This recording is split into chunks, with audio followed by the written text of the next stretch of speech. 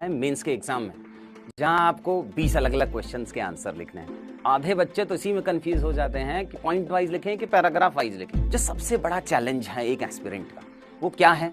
जिंदगी का पहला आंसर लिखना। तो 2018 के मेजर जो भी आपने टॉपर सुने होंगे, सृष्टि देशमुख हैं जैसे, रितिका जिंदल हैं जैसे, वो सब मेरे साथ मेंस में एसोसिएटेड थे। अगर आप अगले 15 मिनट सुनेंगे तो मैं आपको स्टेप बाय स्टेप तरीके से बताऊंगा कि कैसे हम आंसर राइटिंग को एक्सेल कर सकते हैं। जिसको एक साइंटिस्ट बनना है वो साइंस पढ़ता है, जिसको हिस्टोरियन बनना है वो हिस्ट्री पढ़ता है, अगर आपको इकोनॉमिस्ट बनना है तो आप इकोनॉमिक्स पढ़ेंगे। लेकिन अगर आपको देश का सर्वश्रेष्ठ एग्जाम पास करके आईएएस बनना है तो आपको सिविल सर्विसेज एग्जाम पास करना पड़ता है। इस एग्जाम में आपको 9 से 10 सब्जेक्ट पढ़ने पड़ते हैं। सारे सब्जेक्ट्स की एक नॉलेज होनी चाहिए। उन सारे सब्जेक्ट्स का प्रीलिम्स का एग्जाम होता है, फिर मेंस का एग्जाम होता है, फिर फाइनली इंटरव्यू का एग्जाम होता है। आपको जो प्रीलिम्स का एग्जाम होता है वो ऑब्जेक्टिव होता है। उसमें जो आंसर्स हैं वो आपके सामने हैं, 4 ऑप्शंस जो आप देखेंगे उसी में से एक आंसर होता है। फिर एक मेंस का एग्जाम आता है जिसमें आपको लिखना पड़ता है। मेंस के 9 पेपर होते हैं, जीएस का पेपर होता है, ऑप्शनल का पेपर होता है, इंग्लिश का पेपर होता है और हिंदी का पेपर होता है। हर पेपर में आपको 400 वर्ड्स लिखने पड़ते हैं।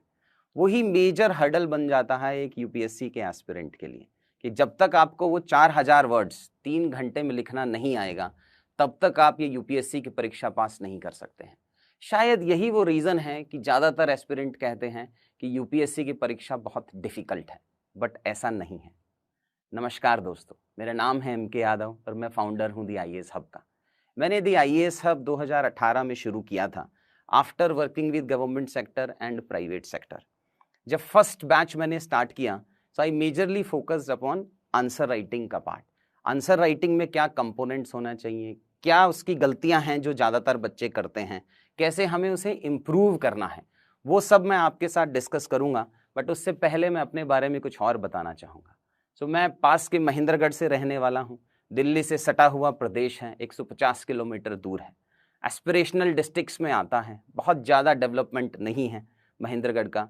स्कूलिंग जो हुई थी मेरी वो अलग अलग जगह से हुई थी। मेरे फादर आर्मी में थे। अब अगर आर्मी वाले होते हैं तो आपको पता है कि बहुत रेगुलर ट्रांसफ़र्स होती रहती हैं। सो हर 1-2 साल में स्कूल चेंज होता गया, पढ़ाई चेंज होती गई। 11th और 12th क्लास का टाइम आया तो हम देखते हैं कि जो अच्छा बच्चा होता है वो साइंस में चला जाता है। हमारे टाइम में यही होता था। अब तो चेंज हो गया है, बच्चे ऑप्शंस लेते हैं कि 95-98% वाला भी कॉमर्स ले रहा है, वो हिस्ट्री पढ़ रहा है, वो इकोनॉमिक्स पढ़ रहा है, एट्सेट्रा। सो हमने साइंस एज ऑलवेज पेरेंट्स ने बोला, हमने ले लिया। और साइंस में भी सब ले लेते हैं कि मतलब मैथ्स भी पढ़ लेंगे, बायो भी पढ़ लेंगे। सो मैथ्स भी लिया, बायो भी लिया, +2 के बाद में एग्ज़ाम दिया और इंजीनियरिंग कॉलेज में चले गए। अब इंजीनियरिंग एक ठीक सा कॉलेज है, आर्मी का कॉलेज है, पुणे में बेस्ड है, वहाँ से इंजीनियरिंग कर लिया। इन्फोसिस में जॉब मिल गया और जॉब कर लिया, लाइफ सेटल्ड। इसी को शायद सेटलमेंट कहा जाता है इंडियन सोसाइटी में कि सेटल हो गया है लाइफ। 2 साल काम किया, फिर बोर हो गए। तो 2 साल के बाद में प्रिपरेशन के लिए हमने कि बाकी कॉम्पिटिटिव एग्जाम्स की प्रिपरेशन करेंगे। सो सोचो आज जो मैं आपको बता रहा हूँ कि मैंने पिछले 4 साल में 800 से ज़्यादा बच्चे यूपीएससी में सिविल सर्विसेज एग्जामिनेशन में पास करवाने में हेल्प किया है, तो क्या सपना होगा मेरा इन्फोसिस की नौकरी छोड़ने के टाइम पे। सो मुझे बस एक बैंक पीओ का एग्ज़ाम पास करना था, यही सपना था मेरा 11th क्लास में, यही था 12th में, यही था इंजीनियरिंग में और इंजीनियरिंग के बाद भी। फाइनली सबसे पहले जब कॉम्पिटिटिव एग्जाम्स में आया तो 1 साल बाद बहुत सारे बैंक पीओ के एग्ज़ाम दिए, 5-6 एग्ज़ाम पास किए तो फिर थोड़ा सेटिस्फेक्शन मिला कि हाँ अब ठीक है, बैंक पीओ उतना डिफ़िकल्ट नहीं होता है। ज्वाइन नहीं कर पाया बिकॉज और डिफरेंट एस्पिरेशंस बढ़ते चले गए। जो सक्सेस होती है ना वो एडिक्टिव होती है। जब आप एक सीढ़ी पार कर लेते हो फिर दूसरी सीढ़ी पे जाना है, दूसरी पार कर लेते हो तो तीसरी सीढ़ी पे जाना है। तो जैसे ही बैंक पीओ का एग्ज़ाम पास हुआ, जैसे अगर मैं आपसे पूछूंगा कि 10th क्लास पास करना कितना डिफिकल्ट, तो कहोगे सिंपल है बिकॉज आप करके आए हो। 12th क्लास कितना डिफिकल्ट है, वो भी सिंपल है बिकॉज करके आए हो। लेकिन जैसे ही मैं आपसे पूछूंगा कि यूपीएससी कितना डिफिकल्ट है तो आप कहेंगे नहीं सर, यूपीएससी हमारे बस की बात नहीं है, हमसे नहीं हो पाएगा बिकॉज वो पास नहीं हुआ है। फिर आप जाके हमारे जो स्टॉक के बाकी व्यूवर्स में देखिए कि जो बच्चे पास कर जाते हैं इस परीक्षा को, उनके लिए कितना ईजी है। वो कॉन्फिडेंस देखिए आप इनके चेहरों पे, वो समझाने का तरीका देखिए आपकी किस तरीके से पढ़ाई करनी है। सो वो कब आता है, जब आप उस माइलस्टोन को रीच कर लेते हो। जब आपने पास कर लिया तो कॉन्फिडेंस आ गया। बच्चा वही रहता है before exam and after exam. Thankfully जब हम यूपीएससी की हम जो मेंटरशिप कर रहे हैं, व्हेन आई स्टार्टेड इन 2018, जब हमने सबसे पहली बार ये स्टार्ट किया था, उस स्टार्ट में फर्स्ट ईयर में ही मेरे पास 110 सिलेक्शंस हुए थे। तो 2018 के मेजर जो भी आपने टॉपर सुने होंगे, सृष्टि देशमुख हैं जैसे, रितिका जिंदल हैं जैसे, वो सब मेरे साथ मेंस में एसोसिएटेड थे। उनको हेल्प किया, पास हुआ, मेरे में भी कॉन्फिडेंस आया। सो एक क्वेश्चन आया कि ऐसा क्या अलग से पढ़ा दिया कि एक नया इंस्टीट्यूट उसने 110 सिलेक्शन दे दिए। उसका एक ही आंसर है, बिकॉज मुझे मेंस आंसर राइटिंग आता है। मुझे पता है कि एक अच्छे आंसर में क्या होना चाहिए और एक खराब आंसर के क्या क्या कंपोनेंट्स होते हैं। उन्हीं सब को यूज करके मैंने साइंस ऑफ आंसर राइटिंग बनाया है। 5 मेजर गलतियां जो एक कैंडिडेट करता है अपने आंसर राइटिंग में। सबसे पहला तो है इंट्रोडक्शन। देखो, किसी बुक को अगर आपको परचेस करना है तो आप उसका इंडेक्स देखेंगे। सो अगर आपके आंसर का इंट्रोडक्शन अच्छा नहीं है या बुक का इंडेक्स अच्छा नहीं है तो आप उसे नहीं परचेस करेंगे। इवैल्यूएटर आपको मार्क्स नहीं देगा। सो इंट्रोडक्शन, अगर 150 वर्ड का क्वेश्चन है, इंट्रोडक्शन में ही 60-70 वर्ड्स लिख दिया उसने। अब इंट्रोडक्शन में 60-70 लिखोगे तो बॉडी में कितने वर्ड्स लिखोगे? आपको तो लगेगा आपने अच्छा आंसर लिखा है, बट इवैल्यूएटर के पर्सपेक्टिव से वो एक अच्छा आंसर नहीं है। फिर आप फैक्ट्स नहीं लिखते हैं, आप एग्जाम्पल्स नहीं लिखते हैं। देखिए, ये यूनिवर्सिटी का एग्जाम नहीं है जिसमें आप कुछ भी लिखेंगे, बड़ा बड़ा लिटरेचर लिखेंगे और आपको मार्क्स मिलेगा। आप समझिए कि यूपीएससी की परीक्षा होती किस लिए है। यूपीएससी की परीक्षा होती है कि जो भी सिविल सर्वेंट है वो इस एग्जाम को पास करें, उसको जितने भी सब्जेक्ट हैं सबका कुछ नॉलेज होना चाहिए, उनका प्रैक्टिकल यूसेज पता होना चाहिए। अगर आपसे एक मैं एग्जाम्पल लूँ कि एक क्वेश्चन आया है मेक इन इंडिया, और make in India and skill India आपने देखा होगा। So make in India and skill India के चैलेंजेस क्या हैं? बिकॉज जब आप भारतवर्ष की कर्म भूमि में जाएंगे, तो जब आप एक आईएएस बनेंगे, एसडीएम बनेंगे, एडीसी बनेंगे, तब आपको वो प्रॉब्लम सॉल्व करनी है। और वो प्रॉब्लम सॉल्व करने के लिए आपको जनरल पता होना चाहिए।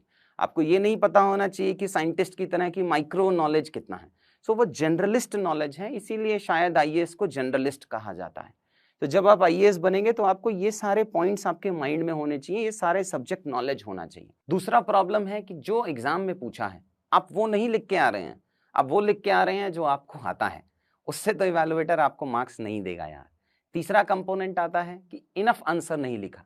अगर 3 पेज में आपको लिखना है, यूपीएससी जो होता है वो आपको एक फिक्स्ड कॉपी देता है, 15 मार्कर में आपको 3 पेज लिखना है और 10 मार्कर में आपको 2 पेजेस लिखना है। आपने 1.5 पेज लिख के छोड़ दिया, आपने 2.5 पेज लिख के, 2 पेज लिख के छोड़ दिया। सो आपको सारे पेजेस भरने होते हैं उसमें। चौथा प्रॉब्लम आता है बच्चे को कि आपने समय पे पूरा नहीं किया। 20 सवाल आए हैं, आप 15 करके आ गए कि जी 15 ही आते थे, तो मार्क्स नहीं आएंगे आपके उसके लिए। और सबसे बड़ा जो 5वां प्रॉब्लम होता है कि आप सीधा एक बड़े से इंस्टीट्यूट में बड़ा सा पैसा देके और बड़ी सी टेस्ट सीरीज परचेस कर लेते हो कि 35 टेस्ट लिखेंगे, 55 टेस्ट लिखेंगे। आजकल तो 95 टेस्ट की भी टेस्ट सीरीज आ रही हैं। बट प्रॉब्लम यह है दोस्तों कि जब आप उस पहला टेस्ट नहीं लिखते हो, फिर दूसरा नहीं लिखते हो, फिर आप सब छोड़ देते हो, सब स्किप हो जाता है बिना आंसर राइटिंग प्रैक्टिस के। आपने किसी टॉपर को सुना है जो जिसने बोला होगा कि नहीं, बिना आंसर राइटिंग के पेपर पास हो जाएगा? ऐसा नहीं होता है। आपको कोई भी परीक्षा पास करनी है, उसका एक प्रोसेस है। और यूपीएससी की परीक्षा पास करनी है या स्टेट पीसीएस की परीक्षा पास करनी है, उसका प्रोसेस है आंसर राइटिंग। आपको इस फेज से होके गुजरना पड़ेगा, आपको एक अच्छा इंट्रोडक्शन लिखना पड़ेगा। ये 5 कमियां हैं जो मुझे लगता है एक मेजर एस्पिरेंट जो है वो अपनी प्रिपरेशन में करता है। आपने देखा होगा कि जो इसका सिलेबस है, और ना सिर्फ यूपीएससी, आप कोई भी स्टेट पीसीएस का एग्जाम देख लीजिए, आप यूपी पीसीएस देख लीजिए, आप बिहार पीसीएस देख लीजिए, आप हरियाणा पीसीएस देख लीजिए, आप जम्मू कश्मीर देख लीजिए, आप कर्नाटका पीसीएस देख लीजिए, सबका ऑलमोस्ट सेम ही सिलेबस है कि प्रीलिम्स में एक 2 एग्जाम्स होते हैं, मेंस के अंदर 4 पेपर होते हैं, उन सब में आपको एथिक्स भी पढ़ना है, ज्योग्राफी भी पढ़ना है, इकोनॉमिक्स भी पढ़ना है, सब पढ़ना है। तो इसका मतलब है कि सारे जो एग्जाम्स हैं उन सबका सेम ही पर्पस है कि हम एक एस्पिरेंट या कैंडिडेट को इवैल्यूएट करें कि वो इन सारे एग्जाम्स में कितना बेसिक नॉलेज रखता है। अगर आपको वो बेसिक नॉलेज है तो आपको वो सेलेक्ट करेंगे, नहीं तो नहीं करेंगे। इसका मतलब ये नहीं है कि आपको मास्टरी करनी है आंसर राइटिंग की, नहीं, आपको एक तरीका समझना है आंसर राइटिंग का कि ये मेरा एक अच्छा इंट्रोडक्शन है, ये मैंने 3 पार्ट्स में अपने आंसर को डिवाइड कर दिया, ये मैंने अच्छे पॉइंट जनरेट कर दिए, ये मैंने एक फ्यूचरिस्टिक कंक्लूजन लिख दिया, ये मेरा एक पॉजिटिव कंक्लूजन है। जिस भी बच्चे को ये साइंस ऑफ आंसर राइटिंग को समझना है कि कैसे हम उसकी मास्टरी कर सकते हैं, आप जो लिंक नीचे दिया है उसमें रजिस्टर कर सकते हैं। जो मेंस की परीक्षा है वो 1750 नंबर की होती है और जो फाइनल है वो 2025 मार्क्स के होते हैं। इसका मतलब 86.5% is the weightage of mains exam. So अगर आपका इंटरव्यू एवरेज भी होता है, अब मैं नाम नहीं लूंगा, वो ऑल इंडिया रैंक 1 के जिनके एवरेज नंबर आए थे, 160 से भी कम मार्क्स हैं उनके इंटरव्यू में, but still he became all India rank 1। क्यों? बिकॉज उनके मेंस की परीक्षा में एक्स्ट्रा ऑर्डिनरी मार्क्स आ गए। सो अगर आपके साधारण मार्क्स हैं इंटरव्यू में, तब भी आप एग्जाम ही नहीं क्लियर कर सकते हैं, आप एक अच्छी रैंक भी ला सकते हैं, आप रैंक 1 भी ला सकते हैं। वो सिग्निफिकेंस है एक अच्छी आंसर राइटिंग का। अगर आप साइंस ऑफ आंसर राइटिंग जो मेरा प्रोग्राम है उसमें क्या क्या मैं फोकस कराता हूँ, उसमें हम कराते हैं कि जो मेरा एक बच्चा है जब शुरू में आया था तो कैसा आंसर लिख रहा था, इवोल्यूशन कैसे हुआ, कैसे हमने इंट्रोडक्शन पे काम किया, कैसे हमने पार्ट सब पार्ट्स पे काम किया, कैसे हमने टेम्पलेट जनरेट कराएं कि कोई भी क्वेश्चन अगर इंटरनेशनल रिलेशंस का आ रहा है, कोई भी क्वेश्चन अगर एग्रीकल्चर का आ रहा है, कोई भी क्वेश्चन अगर मुझे फूड प्रोसेसिंग या इंडस्ट्रीज का आ रहा है, इंस्टीट्यूशंस का आ रहा है, तो हम सेम ही तरीके के पॉइंट्स जनरेट कर पाएंगे। देखिए एक और प्रॉब्लम होती है, जब हम मेंस लिखते हैं तो हमें 20 आंसर लिखने होते हैं और सडनली आपको एक क्वेश्चन से दूसरे क्वेश्चन में चले जाना है। सो मतलब कि आपके माइंड को उतना टाइम नहीं मिलेगा कि वो सोचे और फिर आंसर लिखें। एक आंसर हमें 7 या 8 मिनट में लिखना पड़ता है। 7-8 मिनट में आपको सोचना भी है, फिर वो वर्ड्स भी लिखने हैं, अच्छा वे फॉरवर्ड भी लिखना है, पॉइंट्स भी लिखने हैं, एग्जाम्पल्स भी लिखना है, वो बहुत डिफिकल्ट हो जाता है। इसलिए आपको टेम्पलेट्स बनाने पड़ेंगे। और ये टेम्पलेट्स कैसे बनाने की, कोई भी इंटरनेशनल रिलेशन का क्वेश्चन आएगा हम ये 10 पॉइंट लिख के आएंगे, कोई भी एग्रीकल्चर का क्वेश्चन आएगा हम ये 10 पॉइंट्स लिख के आएंगे। ये टेम्पलेट जनरेशन हम सिखाते हैं इस कोर्स के अंदर, जो साइंस ऑफ आंसर राइटिंग में आपको बता रहा हूँ। कैसे एग्जाम्पल्स को यूज करना है, आपको अपने आंसर्स प्रैक्टिकल कैसे बनाने, कैसे केस स्टडीज यूज करने। जैसे अगर आप देखेंगे कि किसी एक स्टेट में एक अच्छा पीडीएस का सिस्टम चल रहा है, कैसे हम उसको यूज करेंगे एग्जाम के अंदर कि हाँ ये वाला सिस्टम अच्छा है, कैसे हम कीवर्ड्स को यूज करेंगे। ये जो नया ट्रेंड निकल के आया है उसमें हम कीवर्ड्स पे काफी फोकस हो रहा है। या तो आप बहुत सारे शब्दों का यूज करते हुए पेज भर दो, और या आप कुछ लिमिटेड कीवर्ड्स लिख के अपने आंसर को इंप्रूव करा लो। ये जितने भी कंपोनेंट्स मैंने आपको बताए ये सब हम science of answer writing program में कवर करेंगे। And I will try my level best from the experience of last 5 years and the experience of these 800 students जो यहाँ पे सेलेक्ट हुए हैं। इनमें से करीब करीब 4 या 5 जो बहुत अच्छे बच्चे हैं, जिनके जीएस में बहुत अच्छे मार्क्स आए हैं, उनके हम सेशंस कराएंगे आपके साथ। आपके जो भी आप आंसर लिख के देंगे उसको हम इवैल्यूएट करेंगे। देखिए इस प्रोग्राम की जो स्टार्ट होती है, अब मैं बस कुछ बेसिक बातें बताता हूँ इस प्रोग्राम का। जो आपका एग्जाम है उसमें 9 पेपर होते हैं, उसमें 4 जीएस के पेपर होते हैं, हर पेपर में 20 क्वेश्चन होते हैं। जो सबसे बड़ा चैलेंज है एक एस्पिरेंट का वो क्या है, जिंदगी का पहला आंसर लिखना। अब यकीन मानिए अगर आपने लिखा है तो आपको पता होगा, या जब भी आप एग्जाम लिखना स्टार्ट करेंगे, फर्स्ट आंसर आपकी लाइफ का जब आप लिखते हैं तो आपको लगते हैं 40 मिनट, 50 मिनट, 60 मिनट। मतलब आप 150 वर्ड का आंसर 60 मिनट में लिख रहे हो, वो सबको लगता है। आप नए नहीं हो इसमें। Every aspirant of mine took almost 30, 35, 40 minutes just to write the first answer.